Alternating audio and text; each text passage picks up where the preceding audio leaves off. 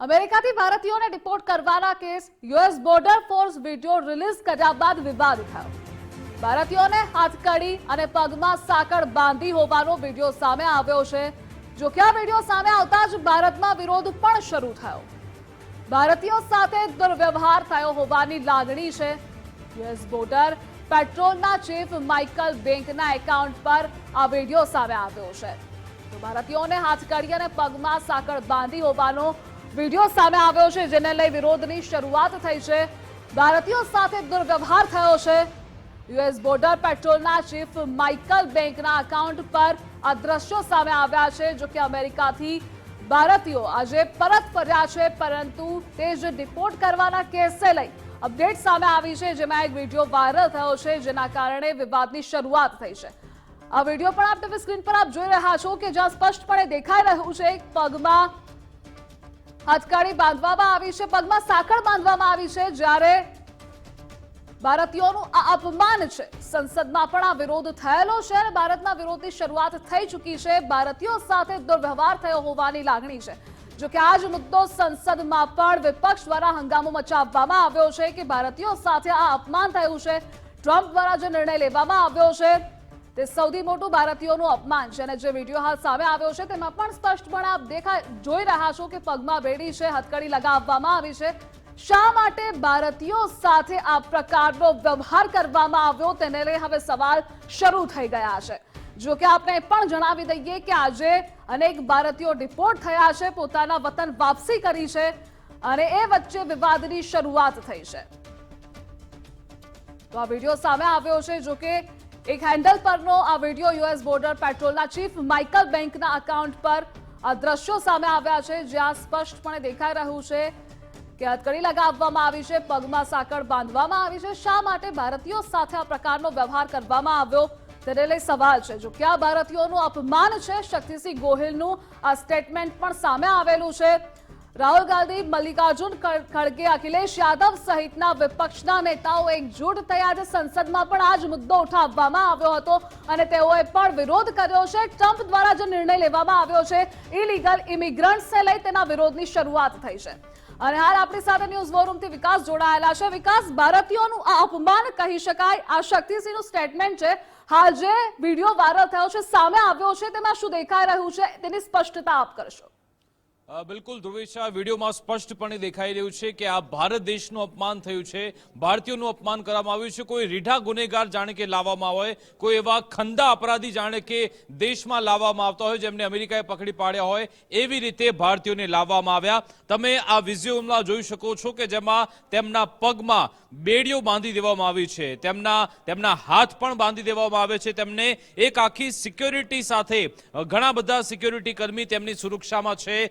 બધા AK-47 જે rifle છે બધી એમની સાથે આ લોકો આવેલા છે ને પછી તેમને એક બાદ એક આ જે અમેરિકાનું જે સૈન્ય વિમાન છે, સૈન્ય વિમાનમાં તેમને બેસાડીને પછી અમૃતસર ડિપોર્ટ કરવામાં આવ્યા હતા।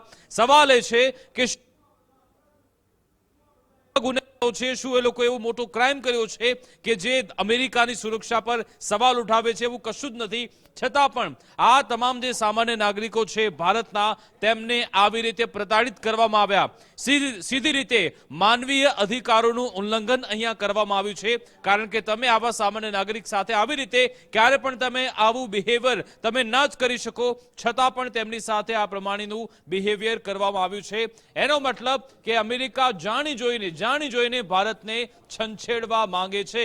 સવાલ એ છે કે આ બધા તો સામાન્ય નાગરિકો છે, તો પછી તેમની સાથે આવું વર્તન કરવામાં કેમ ના આવ્યું? બીજી સૌથી મહત્વની બાબત કે એવું નથી કે પહેલીવાર આ રીતે ડિપોર્ટ કરવામાં આવ્યા છે। બાઇડન સરકારમાં આપણે જોયું હતું કે 1000 કરતા વધારે લોકોને ડિપોર્ટ કરવામાં આવ્યા હતા, પરંતુ તેમને કોમર્શિયલ ફ્લાઇટમાં લાવવામાં આવ્યા હતા, સાદી ફ્લાઇટમાં, નહીં કે આવું સૈન્ય વિમાન સ્પેશિયલ મોકલવામાં આવે। ગઈકાલે આપણે જોયું હતું કે અમેરિકાનું C-17 સૈન્ય વિમાન અમૃતસર પહોંચ્યું હતું અને પછી ભારતીયોને અહીંયા ઉતારીને મોકલી દેવામાં આવ્યા। અને ત્યારે પણ જોયું હતું કે લોકોના હાથમાં હથકડી બાંધેલી હતી, એક જાણે કે ગુનેગારો હોય, અપરાધી હોય એ રીતનું વર્તન કરવામાં આવ્યું હતું। ડોનાલ્ડ ટ્રમ્પે પણ કહ્યું હતું કે જે પહેલો જથ્થો અમે મોકલી રહ્યા છે એ જથ્થામાં અપરાધીઓ છે, ગુનેગારો છે, એમને મોકલી રહ્યા છે, પરંતુ આ બધા તો સામાન્ય નાગરિક છે. ગુજરાતની આપણે વાત કરી, 33 ગુજરાતીઓ હતા, કોઈ વેપારી હતા, કોઈ શિક્ષક હતા. આપણી સાથે ફોનલાઈન પર કોંગ્રેસ પ્રવક્તા મનીષભાઈ દોશી જોડાઈ ગયા છે. મનીષભાઈ, આ તો ભારતીયોનું અપમાન છે, ભારત દેશનું અપમાન થઈ રહ્યું છે. આપણા જે સામાન્ય નાગરિકો છે તેમને હથકડી પહેરાવીને મોકલ્યા. નિશ્ચિતપણે ગુજરાત ફર્સ્ટની સ્ક્રીન ઉપરના દ્રશ્યો જોઈ આપણા સૌના માટે, ભારતીયો માટે આંચકાજનક છે. આંચકાજનક એટલા માટે કે એક ભારતીય જે મહેનત કરીને પોતે ઠીક છે એને રસ્તા ટૂંકા અપનાવ્યા છે, કોઈની એજન્ટોનો ભોગ બન્યો હશે, પણ અંતે તો એ ઉજ્જવળ ભવિષ્ય માટે ચિંતા કરીને નાની ઉંમરમાં ગયા હોય છે અને પછી વર્ષો પછી અમેરિકામાં રહીને અચાનક કોઈને તુક્કો સૂજે અને એ દેશમાંથી એને દેશ નિકાલ કરે ત્યાં તો સમજી શકાય, પણ એનું માન સન્માન નો છે. એક માનવ મનુષ્ય તરીકે પૃથ્વી ઉપરના તરીકે જે દેશની અંદર રહીને એ દેશ માટે પોતાનું શ્રમ શક્તિ રહી છે, એ ભારતીયોના પગમાં બેરી લગાવી, ગુજરાતીઓના પાછળ હાથમાં બેરી લગાવી, મને એમ લાગે છે કે આ સૌથી મોટું પૃથ્વી ઉપરનું અમાનવીય દ્રશ્ય છે. એ કોઈ ગુનેગાર નહોતા, એ સર્ટિફાઈડ ક્રિમિનલ્સ નથી, એ લોકોએ એ દેશના નિયમનું ઉલ્લંઘન કર્યું હશે, પણ એને માન સન્માન સાથે દુઃખ સાથે મારે કેવું પડે છે. આ રાજનીતિની વાત કરતો દેશના 140 કરોડ ભારતીયોનું અપમાન કરનારી ટ્રમ્પ સરકારની સાથે કોઈ પણ પ્રકારની આપણે ભાઈબંધી ન કરી શકીએ ને ભાગીદારી ન કરી શકીએ. એટલા માટે કે મારા દેશના ગૌરવની વાત છે, મારા ભારતીયોના ગૌરવની વાત છે. એનું જે અપમાન થયું છે અમેરિકા સરકારે કર્યું છે એ કોઈ પણ સંજોગોમાં ચલાવી શકાય. કંબોડિયા જેવા નાના દેશે પોતાના નાગરિકોને પરત લાવવા માટે, હું ફરી રિપીટ કરું છું, કંબોડિયા જેવા નાના રાષ્ટ્રે પોતાના નાગરિકોને પરત લાવવા માટે પોતાનું પ્લેન મોકલે છે, એના નાગરિકોને સન્માન સાથે લાવે છે. જો કંબોડિયા કરી શકે તો આપણે તો વિશ્વગુરુની વાતો કરી છે, તો ભારત કેમ પોતાના નાગરિકોને પાછા લાવવા માટે ન કરી શકે? તમે તો કહેતા હતા તમારો ભાઈબંધ છે. ભૂતકાળની અંદર કેન્દ્રની અંદર કોંગ્રેસની સરકાર હતી ત્યારે આપણા એક રાજનાયકનું અપમાન થયું, એની સાથે અમેરિકન સરકારે બેહુદું વર્તન કર્યું અને આપણે તાત્કાલિકપણે કેન્દ્રની યુપીએ સરકાર ડોક્ટર મનમોહનસિંહજી તાત્કાલિકપણે નિર્ણય કર્યો, વિદેશ મંત્રાલયે તાકીદ કર્યું, એના રાજદૂતને બોલાવ્યા, એને જે રીતે તમે અમારા અપમાન કર્યું છે જો તાત્કાલિકપણે તમે એની માફી માંગો, નકર તમારા રાજદૂતને તમામ સવલતો આપવાની બંધ છે. અને આપણે એની સવલતો બંધ કરી, તમામ વસ્તુ કરી અને અંતે અમેરિકાએ ખેદ વ્યક્ત કરવો પડ્યો, એને માફી માંગવી પડી. આ દેખાડે છે આ ભારતની તાકાત છે. હું કોંગ્રેસ ભાજપની વાત કરતો હતો. મનીષભાઈ, આમાં લાગે છે કે ક્યાંક વિદેશ મંત્રાલય કાચું કાપ્યું છે, કારણ કે ખબર હતી કે આ રીતે ડિપોર્ટ થઈ રહ્યા છે તો અહીંયાથી પણ એક ફ્લાઇટ જઈ શકતી હતી. કદાચ આ લોકોને કોમર્શિયલ ફ્લાઇટમાં લાવ્યો તો પણ બરાબર હોત અને એ લોકોનું સન્માન પણ જળવાઈ રહેત, પરંતુ આમાં ક્યાંક કોમ્યુનિકેશન બરાબર ન કર્યું પછી અંતે આ બનાવ બન્યો છે. આ નાની વાત નથી. વિદેશ મંત્રાલયની અને ભારત સરકારની સૌથી મોટી ચૂક છે. દલથી ઉપર દેશની વાતો તો તમે બહુ કરો, પણ ક્યાં મારા ભારતીયનું સન્માન સાચવવામાં નિષ્ફળ નિવેલી ભારતીય જનતા પાર્ટી. ટ્રમ્પ તો તમારા ભાઈબંધ હતા. અમારે આવા કોઈ અબકી બાર ટ્રમ્પ કાર્યક્રમ નથી જોતા જે મારા દેશના નાગરિકો સાથે બેહુદું વર્તન કરે. અમારે એવી કોઈ ભાઈબંધી જોતી નથી.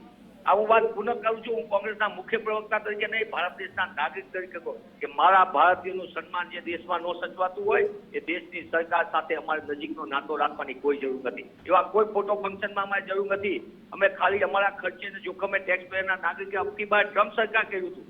આના માટે અબકી બાર ટ્રમ્પ સરકાર કર્યું હતું તમે, આના માટે કે મારા ભારતીયોનું અપમાન કરે, એમને ગુનેગાર જેવું વર્તન કરીને એના પગમાં બેડીઓ નાખે. આ કોઈ મોટા ક્રિમિનલ્સ હતા, આતંકવાદીઓ હતા? આ એક નિર્દોષ નાગરિકો હતા જે પોતાના ઉજ્જવળ ભવિષ્ય માટે અમેરિકાની ધરતી ઉપર જેની આ શ્રમ શક્તિ આપતા હતા. અને તમે આ પ્રકાર ભારત સરકારે આનો જવાબ આપવો પડશે અને ભારત સરકારે દેશના નાગરિકોને વિશ્વાસ અપાવવો પડશે. આ વિદેશ મંત્રી પ્રધાનમંત્રીને આમંત્રણ મળે એના માટે જેટલી ચિંતા કરતા હતા એના કરતા ભારતીય નાગરિકોની ચિંતા કરવાની જરૂર હતી, જે નથી કરી શક્યા. એ આપણા ભારત 140 કરોડ ભારતીયો માટે દુઃખની વાત છે.